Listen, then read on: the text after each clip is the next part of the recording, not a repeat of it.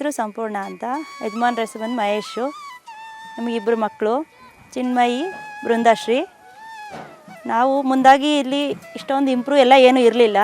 ನಾವು ಊರಲ್ಲಿ ಮನೇಲಿದ್ರಿ, ಇದೆಲ್ಲ ಗದ್ದೆ ಜಮೀನು ಅನ್ನೋರು. ಇಲ್ಲಿ ಬಂದು ಒಂದು ಸ್ವಲ್ಪ ಚಿಕ್ಕದಾಗಿ ಮನೆ ಕಟ್ಕೊಂಡು ನನ್ನ ಮಗಳು ಚಿಕ್ಕ ಮಗಳು ಒಂದು 5 ತಿಂಗಳು ಮಗಿನಲ್ಲಿ ಇಲ್ಲಿಗೆ ನಾವು ಬಂದಿದ್ದು. ಇಲ್ಲಿ ಬಂದಾನಿಂದ ಒಂದೊಂದೇ ಶೆಡ್ ಹಾಕ್ಕೊಂಡು ಒಂದು ಸ್ವಲ್ಪನೇ ಇಂಪ್ರೂವ್ ಮಾಡಿಕೊಂಡು ಆಮೇಲೆ ಒಂದು ಹಸ ಕಟ್ಕೊಂಡ್ರಿ. ಹಸಿನಲ್ಲಿ ಒಂದು ಸ್ವಲ್ಪ ಲಾಭ ಬರೋಕ್ಕಿಡ್ತು. ದಿನ ಹಾಗೆ ಒಂದೊಂದೇ ಹೆಚ್ಕೊತಾ ಹೋಯ್ತು. ಈಗ 7-8 ಹಸು ಮೇಲೆ ಆಗಿದೆ.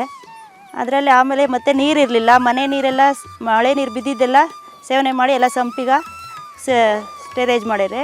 ಅದರಿಂದನೇ ಮತ್ತೆ ದನಿಕರಿಗೆ ಮೇವು ಬೆಳ್ಕೊಳೋದು, ಮನೆಗೆಲ್ಲ ಯೂಸ್ ಮಾಡ್ಯಾರೆ. ಹಾಗೆ ಇಂಪ್ರೂವ್ ಆಗ್ತಾ ಬಂದ್ರಿ ಒಂದು ಸ್ವಲ್ಪ. ಈಗ ದನಿನ ಮೇಲೆ ವ್ಯವಸಾಯದ ಮೇಲೆ ಇಂಟ್ರೆಸ್ಟು ಜಾಸ್ತಿ ಆಗಿ ಈಗ ಒಂದು 6 ತಿಂಗಳಿಂದೆ ಬೋರ್ ಹಾಕ್ಸಿದ್ದೀರಿ. ಈಗ ಮತ್ತು ತರಕಾರಿ ಏನಾನ ಬೆಳೆಯೋಣ ಅಂತ ಎಲ್ಲ ಒಂದು ಸ್ವಲ್ಪ ಮಾಡೋಕ್ಕೆ ಹಿಡ್ದಿದ್ದೀರಿ. ಮನೆಗೆ ತಕ್ಕಂಗೆ ಬೆಳ್ಕೊತಾ ಇದ್ದೀರಿ. ಹಸಿಗಳಿಗೆ ಮೇವು, ಹಸೆ ಮೇವು ಎಲ್ಲ ಬೆಳ್ಕೊತೀರಿ. ಸೈಲೇಜ್ ಮಾಡೋಕ್ಕೆ ಮೆಕ್ಕೆಜೋಳ ಕಡ್ಡಿ ಬೆಳ್ಕೊಂಡು ಈಗ ಸೈಲೇಜ್ ಮಾಡ್ಕೊಂಡಿದ್ದೀರಿ. ಮತ್ತು ಈಗ ಉಳ್ಳಿ ಬೀಜ ಉಣವಂತ ಒಂದು ಸ್ವಲ್ಪ ಕ್ಲೀನ್ ಮಾಡಿ ಬಿತ್ತನೆ ಬೀಜ ಅಂತ ಹಾಕೋಕ್ಕೆ ಟ್ರೈ ಮಾಡಿ ಎಲ್ಲ ಹಸನು ಮಾಡಿ ರೆಡಿ ಮಾಡಿದ್ದೀರಿ. ಮತ್ತು ಎಲ್ಲ ಕೊಟ್ಟಿಗೆ ಗೊಬ್ಬರನೇ ಯೂಸ್ ಮಾಡಿ ಬೆಳೆಗಳು ತೆಕ್ಕೊತಾ ಇದ್ದೀರಿ. ಲಾಗೋಡ್ ಅನ್ನೋದು ಏನೂ ಯೂಸ್ ಮಾಡ್ತಿಲ್ಲ. ದನಿನ ಗೊಬ್ಬರನೇ ಹಾಕಿ ಎಲ್ಲ ಸ್ಟೋರೇಜ್ ಮಾಡಿಕೊಂಡು ಯೂಸ್ ಮಾಡ್ತಾಯಿದ್ದೀರಿ. ಮತ್ತು ಇನ್ನೇನ ಕ್ವಶನ್ ಇದ್ದರೆ ನೀವು ಕೇಳಿದ್ರೆ ಅದಕ್ಕೆ ನಾನು ಆನ್ಸರ್ ಮಾಡ್ತೀನಿ.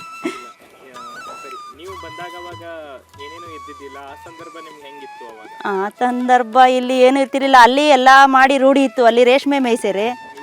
ಹಾಂ, ರೈತರ ಮಗಳೇ. ಅಲ್ಲಿ ರೇಷ್ಮೆ ಮೇಯ್ಸೇರೆ. ಒಂದು ಸ್ವಲ್ಪ ಅಲ್ಲಿನೂ ಟ್ಯಾಕ್ಟ್ರು ನಮ್ಮ ಅಪ್ಪ ಕೊಟ್ಟು ಒಂದು ಸ್ವಲ್ಪನೇ ರೂಢಿ ಇತ್ತು.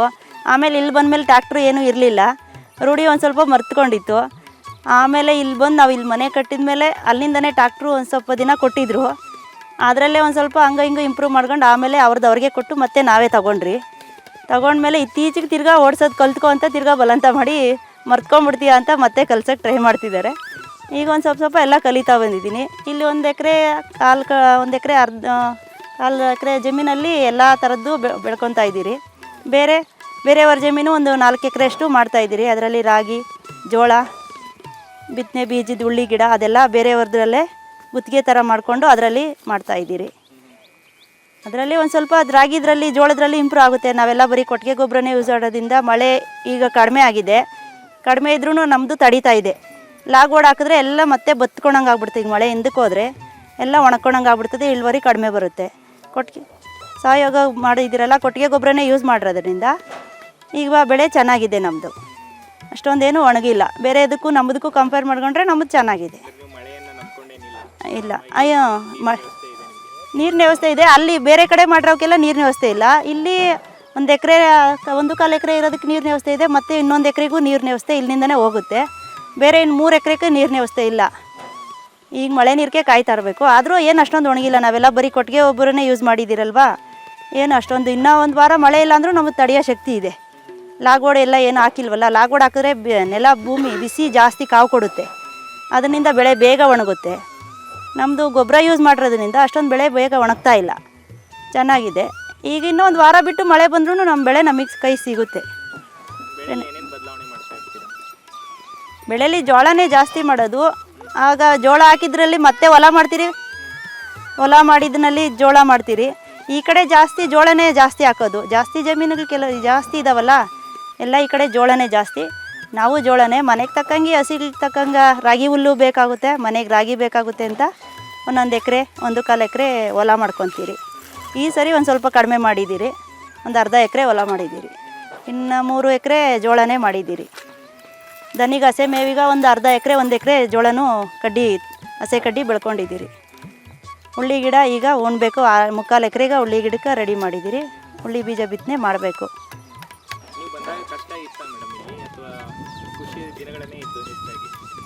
ಖುಷಿ ದಿನಗಳೇ. ಕಷ್ಟ ಇದ್ರೂ ಕಷ್ಟ ಅನ್ನಿಸ್ತಿರಲಿಲ್ಲ ನಮಗೆ. ಮಾಡಿ ಒಂದು ಸ್ವಲ್ಪ ಅಭ್ಯಾಸ ಇತ್ತಲ್ಲ. ಅವಾಗ ಇಲ್ಲಿ ಇನ್ನೂ ನೀರಾವರಿ ಚೆನ್ನಾಗೇ ಇತ್ತು. ಊರಲ್ಲಿ ನಮ್ಮ ಬಾವರ್ದ್ರಲ್ಲಿಂದ ಇಲ್ಲಿಗೆ ನೀರು ಬರೋದು. ಆವಾಗೂ ಇದಕ್ಕೆಲ್ಲ ನೀರಾವರಿನಿಂದನೇ ಬೆಳೆ ಇಡ್ಯಾರೆ. ಬಾಳೆ ಗಿಡ ಹಾಕಿದ್ರಿ, ಬಟನ್ಸು ಹೂವಿನ ಗಿಡ ಹಾಕಿದ್ರಿ, ಬೆಂಡೆ ಗಿಡ ಹಾಕಿದ್ರಿ. ಆವಾಗೂ ಖುಷಿಯಾಗೇ ಇತ್ತು. ಆಮೇಲೆ ಒಂದು ಮಧ್ಯದ ದಿನಗಳಲ್ಲಿ ನೀರಿಲ್ದಿರಾಗಿ ತೊಂದರೆ ಆಗಿ ಆಗ ನೀರಿಗೆ ಬಲೆ ಅವಸ್ಥೆ ಬಿದ್ದಿದ್ರಿ.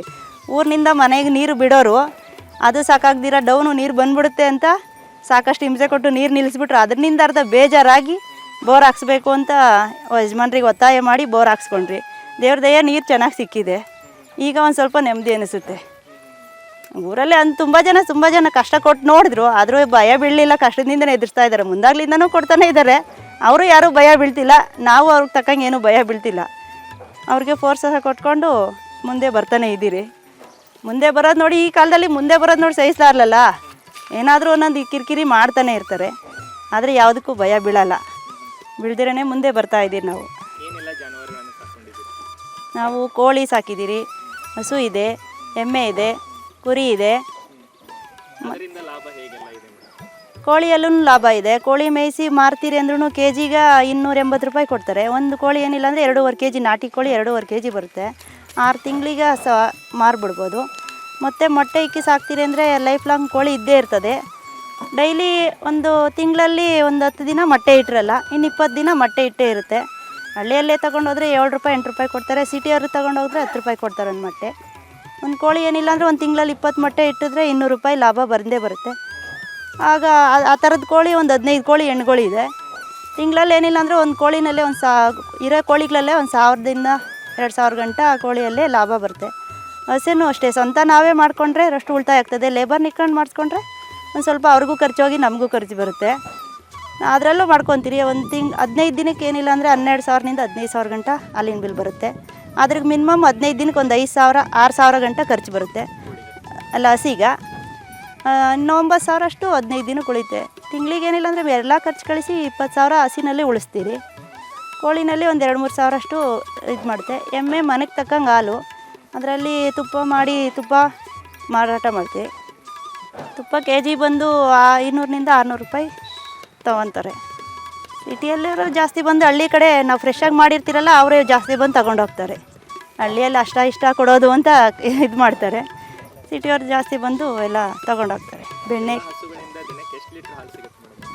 ಒಂದು ಟೈಮಿಗೆ 20 ಲೀಟ್ರ್ 25 ಲೀಟ್ರ್ ಬೆಳಗ್ಗೆ ಟೈಮ್ ಹಾಕ್ತೀರಿ.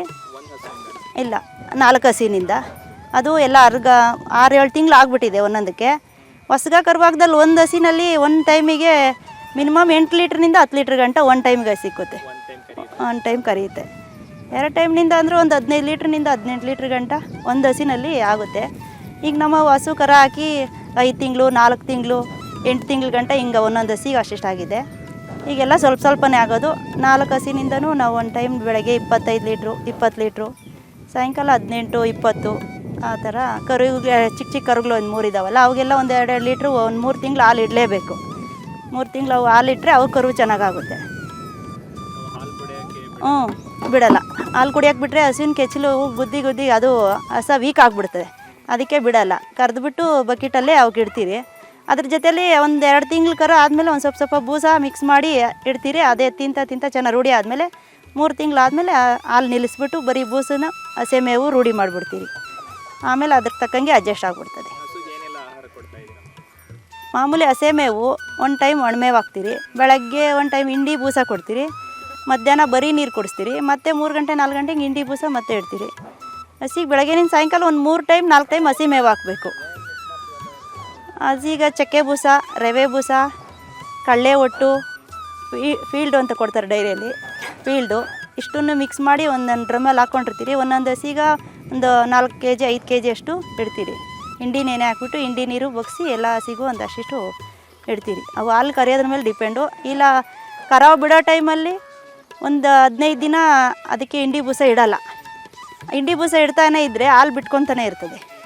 ಹಾಲು ನಿಲ್ಸೋಕ್ಕಾಗಲ್ಲ, ಬಾವಾಗ್ಬಿಡ್ತದೆ ಅಂದ್ಬಿಟ್ಟು ಆ ಟೈಮಲ್ಲಿ 15 ದಿನ ನಿಲ್ಲಿಸ್ಬಿಡ್ತೀರಿ. ನಿಲ್ಲಿಸಾದ್ಮೇಲೆ ಆವಾಗ ಅದ್ರಲ್ಲಿ ಹಾಲು ಫುಲ್ಲು ಡ್ರೈ ಆಗುತ್ತೆ. ಆಮೇಲೆ ಒಂದು 15 ದಿನ ಬಿಟ್ಕೊಂಡು ಮತ್ತೆ ತಿರ್ಗಾ ಯಾವಾಗಲೂ ಇಟ್ಟಂಗೆ ಅದು ಫಲ ಆಗಿರುತ್ತಲ್ಲ, ಯಾವಾಗಲೂ ಇಟ್ಟಂಗೆ ಇಡ್ತಾನೆ ಇರ್ತೀರಿ ಕರ ಹಾಕೋ ತನಕ.